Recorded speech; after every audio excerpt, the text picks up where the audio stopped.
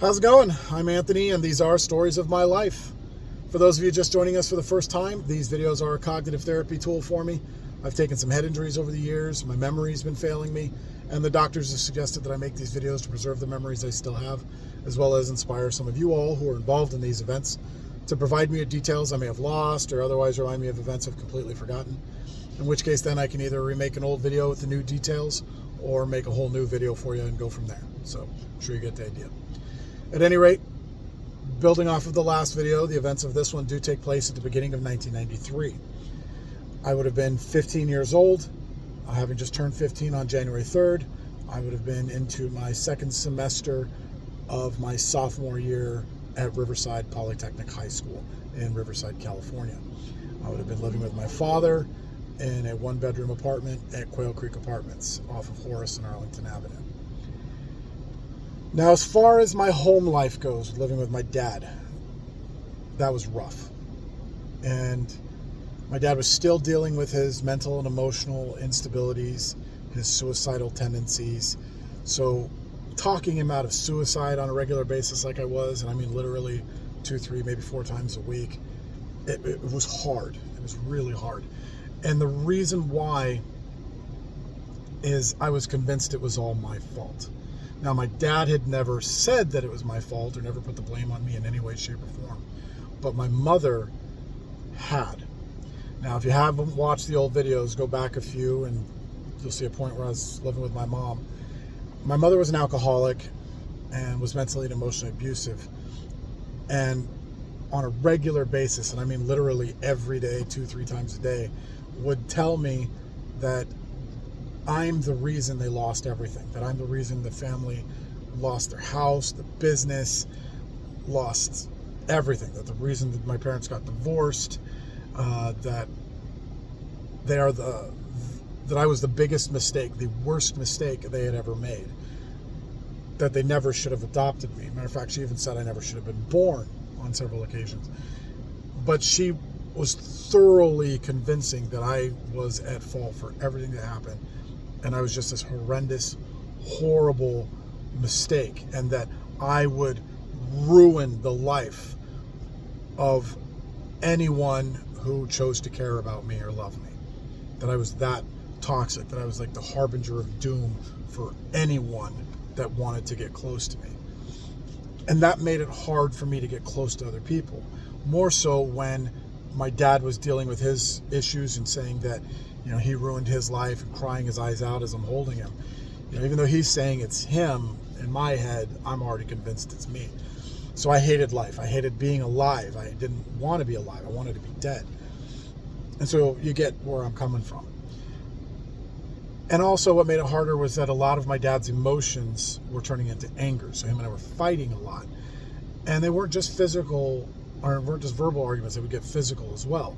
And my dad's a big dude. You know, he was 6'3", like 265 or something like that. But big dude. I was small, so I never won the fights, obviously. But yeah, it was rough. So I never wanted to be home. Never wanted to be home. Now, granted, I was working with my dad, doing landscaping work at various places. So I was making some money and was able to buy myself food and eat a little bit better, rather than just like one meal a day, you know, microwave dinner. But so that was at least a plus there. And then I also had some extra spending money so I could go out and do things, like go to movies or whatever else it might be. And so I did, you know, and I would spend a lot of time hanging out with either Corey and Mark, or maybe even with anybody from the party crew of friends that we had. Maybe even Jason Evans, if you don't know who he is, Corey's mom's younger boy toy. He was like 20 years old at the time. And or on the other side, I would be hanging out with Jim and Gabe and any one of the friends that, you know, they were all associated with. Now, you never got Jim and Gabe and Corey and Mark together. And I think Jim and Gabe just didn't care much for Corey and Mark. But, you know, that's how it goes. Well, around this time, too, I noticed that girls were becoming more and more interested in me. Now, I had dated that girl named Carla, and Carla and I had stopped talking at some point. I don't remember how or why, but we had. And I was meeting girls through Corey that were going to North High School, And so I was getting a little bit more practice in talking to girls. I didn't quite have the same level of jitters that I once had. But, so this was still kind of a new, cool experience for me. Like, hey, women are actually interested in me. And one time I'm hanging out with Corey and Mark, and we're at the Canyon Crest Town Center, as always. And I met this girl named Stephanie Hicks. And Stephanie was a freshman at Arlington High School. Now, so she was my age, grade younger than I was, but my age, because I was a year ahead. And Stephanie was this tall, brunette, kind of fair-skinned, lighter-skinned girl. And she reminded me a lot of like a younger Lisa Loeb. If you don't know who she is, look her up. And had the same sweet voice that Lisa Loeb did, too. I remember that about her. And she was just an amazing girl. Just super, super attractive. I was kind of blown away that she was attracted to me, but she was. That's how it goes. And Corey ended up dating her friend Kristin. Poor Mark ended up asked out of the whole thing because they were a little dynamic duo. But anyway. So Stephanie and I hung out a lot, at least as much as we could. But I was always real skittish to get close to Stephanie. I didn't want to get close to her. Not because I was afraid for me, I was afraid for her, which is, you always hear people talking about they're afraid of getting close to somebody because they don't want to get hurt. No, I was afraid of hurting her because I was so convinced I was that toxic that I was going to ruin Stephanie. Why didn't I just break it off with her outright? I don't know. I think I wanted to be around her because she was just a great girl. But I also, at the same time, wanted to keep her at arm's length because I didn't want to hurt her or ruin her or something to that effect. I don't know. It was a weird conundrum, and it screwed with me and hurt her in the long run. And I'm sorry, Stephanie, if you're watching this. I really am. I'm sorry. But yeah, I never could commit to her. And somewhere in that same time frame, I met a couple of girls through Jim as well. Jim started dating a girl named Dee. We called her Dee, but her name was Denise. And she went to Bethel Christian School. Bethel had their sporting events at California School for the Deaf in Riverside, which is right across the street from our house, and right down the street from Jim. And we'd go there to watch all their games, things like that. And I met a girl by the name of Amanda Johnson. And Amanda was another amazing girl, just attractive in every sense of the word, both physically, she's really pretty. I used to call her button nose. And yeah, just amazing girl, kind of girl you'd bring home to mom and mom should be excited about, because she's cool. Same thing with her. She was the more highly I thought of her, the more I tried to push her away because I didn't want to hurt her. And I did that to Amanda. And I'm sorry, Amanda. I'm sorry I did that to you. I met another girl there named Shannon. And same thing with Shannon. Another super, super attractive girl, really, really cool. Had a lot going for her. Same thing, and I did the same exact thing to her. And I think I hurt all three of them with that. And I hate thinking about it. I'm sorry. Sorry, Shannon. Sorry, Amanda. Sorry, Stephanie.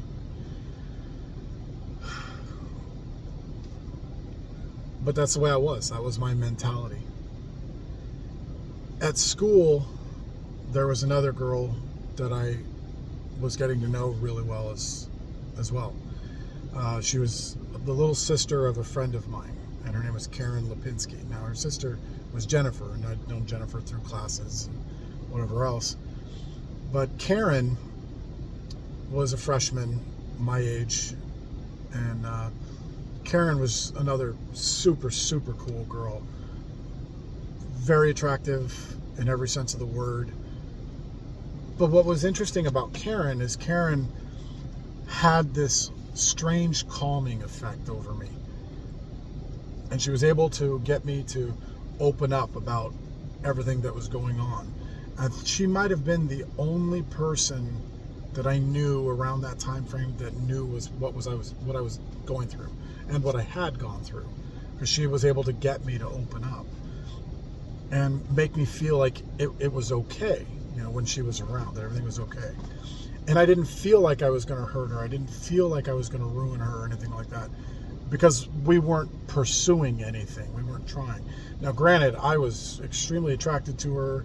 I imagined she was to me, but we didn't cross that line. We made sure that we were friends. I think she knew how I was and the way I felt with that regard, and I think that's why it didn't happen. But yeah, over time, if you don't pursue something like that, it eventually goes away. And I don't know that I ever hurt Karen. Maybe I did emotionally somehow, some way. But I definitely know that she deserved better than I ever gave her. And for that, I'm sorry, Karen. I thought the world of you and couldn't show it to you. But no, I was screwed up, But anyway, to kind of give you a fun story from the same time frame. It was at Poly. I had a Spanish class at 5th period, and so we go to lunch, and then 5th period was my Spanish class. And my teacher was Lorena Soto, if I remember right. Now, I didn't go to school a lot. I didn't study a lot for anything. And then when I found out that we had an important test and I hadn't studied, one of the bad things I would do is I would sneak around to the end of the portable building closest to the football field, and I would shove little sticks into the locking mechanism so that the teacher couldn't unlock the door to administer said test. And we'd sit out there and we'd wait for school maintenance to come and fix the door. And by that time it had taken 20 minutes or so, and we didn't have enough time for the test, so she'd have to wait an extra day to administer the test, and then I'd have another day to study, and I'd end up passing. It was bad, I know, but it was what it was. But another funny story from that class was one day I had come in there, and I don't know why, but I hadn't slept the night before, and maybe even the night before that. I, for the life of me, don't remember why. And we were in there, and we're sitting at our desks, and we got desks on both sides of the class, so this long walkway in the middle of it. And we were learning off of the projector. And for those of you that are this new generation that have no idea what a projector is, imagine a light box where there's a light that shines up through a plastic piece of paper that you write on. That light hits a mirror. The mirror reflects that light through another lens and onto the wall or a screen of some sort. And bang, you can see everything that the teacher was doing. That's a projector. So, anyway, with the projector being on, the lights are off, and the AC was on, and I remember I just couldn't hold my head up. I couldn't keep my eyes open, and it was, just couldn't. So I ended up putting my head down on my desk. So I'm sitting here like this on my desk, but I'm listening to the entire lesson. And Miss Soto is just kind of, teaching her thing. And to give you an idea of her personality, she was kind of a younger, spunky, I think she was Spanish, but I don't know for sure. Kind of a younger, spunky woman. She was married, but she didn't take her husband's name. And I remember when we asked her about it, she's like, because this is the 90s, I don't need to do that. It's new age. Okay, but just kind of give you an idea of her mentality. So I'm sitting there, I got my head down, I'm listening to this lesson, and as she's going through it, she must have looked up and seen me with my head down and thought I was asleep. And all of a sudden, out of nowhere, she just goes, "Ay, chingate way," and keeps going, blah, blah, blah, blah, blah, blah, blah. God damn it, Anthony, wake up. Whoa, so I sit up. I'm awake, Miss Soto. And she goes, "No, you're not. You were sleeping." I'm like, oh my God. No, I was awake. She goes, "Oh yeah? What was the last thing I said before I woke you up?" And I said, "Ay, chingate way, blah, blah, blah, blah, blah, blah, blah. God damn it, Anthony, wake up." Oh my God. When I said that, her mouth dropped open, eyes got as big as dinner plates, because she couldn't believe I said it, because I said it with all the spunk and attitude that she gave it to me with. The entire class just erupted into laughter. Oh my God, it was hilarious, but at the same time I was like, fuck, I'm in trouble, you know? And Jim was a few seats over from me, and he was in tears. He was laughing so much, and it's just hysterical. So now the entire class is dying, and Miss Soto is embarrassed, and so now she's got to try to figure out how to win. She's got to get one up on me now. And she says something to the effect of, okay, Mr. Smarty Pants, well then why don't you come up here and teach the class? So now I'm like, well, shit, how do I respond to this? You know? Because it was kind of it almost felt like a lose-lose situation, where if I go up there, I don't know if I know enough to do this, and she's going to try to hit me with things that are going to embarrass me. And like, ah, crap. But at the same time, I can't just say no, because, you know, that also makes me look bad, and you know, then I might get in trouble, or who knows? I don't know. So I was like, well, what do I do? What's the best thing? So what do? I say, okay. I stand up, I grab her marker from her, and I walk up to the projector. And she was in shock that I did this. She, again, my mouth dropped open like, holy crap, he's actually getting up to teach, you know? And then she was like, okay, let's see how this goes. So she walks to the other end of the classroom and just stands there, arms folded, with this kind of a snotty little look on her face. So I get behind the projector, and now I can see everybody in the class looking at me like, oh crap, how's this going to go? So I look down at the lesson plan just to make sure I'm oriented with what the teacher is teaching. And all of a sudden I go, okay, so we're covering blah, blah, blah. And I, for the life of me, don't remember what it was. It was Spanish, so it was conjugating some form of a IR, ER, AR verb, and, you know, figuring out past, present participles, and, you know, masculine, feminine words, and blah, blah, blah. So anyway, I'm going through this, and I'm trying to explain why certain things are the way they are, and how to remember how to conjugate them, and remember whether or not they're male or female, and this and that. And as I'm going, all of a sudden I would stop and say, okay, any questions up to this point? And sure enough, I'd get a hand. I remember a blonde girl, I don't, life me don't remember who it was. I remember a blonde girl asking me a question, and I was like, oh, good question. So I started going through her question and answering it for her. I said, okay, does that make sense? Do you understand now? She's like, oh, awesome, I get it, thank you. And she goes and does what she does. So then I keep going with the lesson. Then all of a sudden at some point, I'll go, okay, any questions up to this point? And then I remember the guy's name. His name was Rat, and he had long hair. I don't know if Rat was his real name or short for something. I assume it was either short or a nickname or something. But anyway, Rat raised his hand now, and he asked some really technical, difficult question. I was like, ooh, really good question. And so I had to spend some time answering Rat's question. And then when I got done, I said, does that make sense? You understand? He's like, oh, yeah, I get it. So you're saying that if if this, and this, then this, and this. And I was like, yes, exactly. He's like, oh, I get it. Oh my God, thank you so much. And then Miss Soto's fuming at the other end of class. Then Jim, now being Jim, raises his hand and asks his question. And I answered Jim's question the same way I did the other two. And all of a sudden, Jim says something stupid like, oh my God, finally, finally someone who teaches it right. I don't remember how he worded it, but something to that effect. Like, finally it's been taught right, or taught in a way we can understand it. I don't remember how he said it.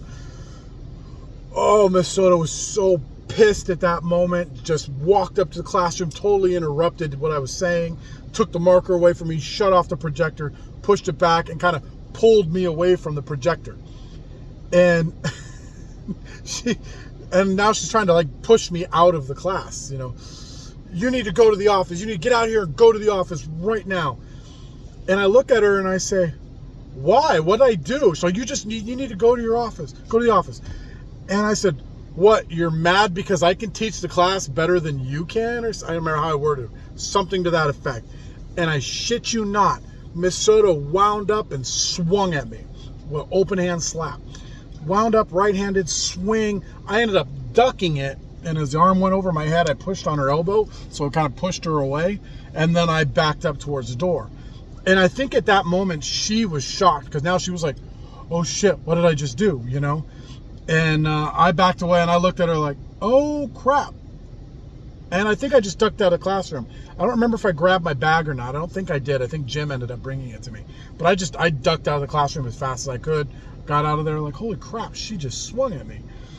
And probably within 5 minutes, the class ended, and I was waiting just a couple doors down for Jim. And Jim finally comes out. Yeah, that's right. He had my bag, and he hands it to me. He's like, holy shit, dude.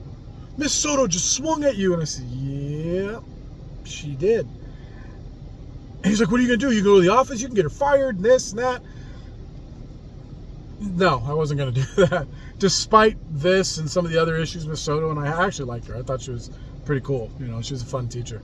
So I wasn't going to go there. And I know I have a tendency to piss people off. I'm really freaking good at it. And so, yeah, if she would have hit me, I'll tell you what, I'd be the first one to tell you, I would have deserved it. And I knew that at the time. So if she would have connected, I probably would have just taken the hit and gone with it. But, yeah, I can actually say I got a teacher to swing at me in school. But no, it was kind of a funny and crappy scenario all at once. But, yeah, that's how it goes. Anyway, thank you for watching. If you've got any memories on this time frame, please let me know what they are. Because I've lost a lot of those. If there's any details I missed, please let me know. Thank you for watching.